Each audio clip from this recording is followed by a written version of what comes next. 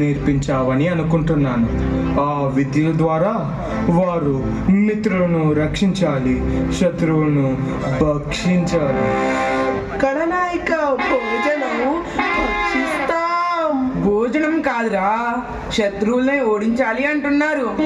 అలా అయితే మిత్రులను రక్షిద్దాం, శత్రువులను భక్షిద్దాం.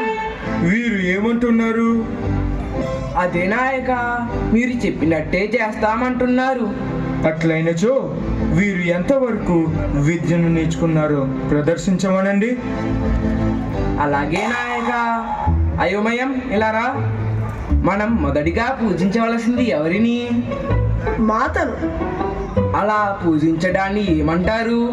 మాతదేవో భవ అంటారు. సభాష్, వేసుకో ఒక వీరతాడు. హై, గందరగోళం. తరువాత ఎవరిని పూజించాలి? మాతను పూజిస్తే పిత ఒప్పుకోడు కాబట్టి పితదేవో భవ. మాతాపితలు ఇద్దరూ సమానమని ఎంత చక్కగా చెప్పాడు. వేసుకో 2 వీరతాడు. హుయ్. చిందరవందర. మాతాపితల తర్వాత ఎవరిని పూజించాలి?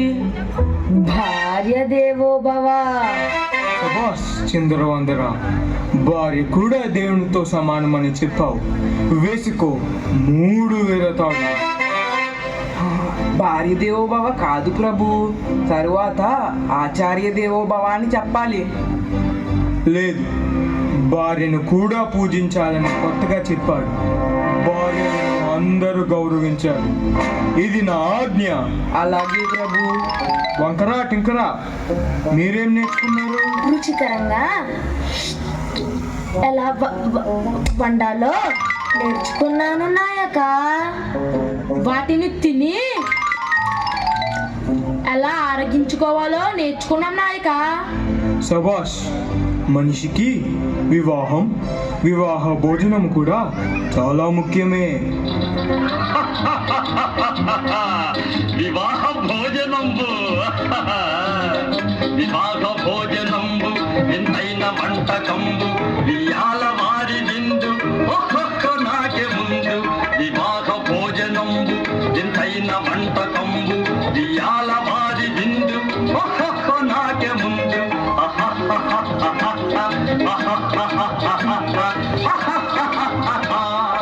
హై హై నాయక.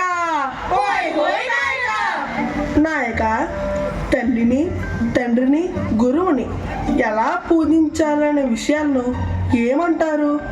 వాటి గురించి మాకు తెలుసుకోవాలని ఉంది. ఇలా పూజించాలని చెప్పే విద్యను విలువల విద్య అంటారు. విద్యతో పాటు నైతిక విలువలు కూడా ఉండాలి. మన కుటుంబాల నుండే ఈ విలువలు మొదలవుతాయి. అయితే అలాంటి విలువల గురించి, వాటిని పాటించే వారి గురించి కూడా మాకు తెలుసుకోవాలని ఉంది నాయక. అంతేకాదు నాయక, అలా పూజించిన వారి గురించి కూడా చూడాలని ఉంది.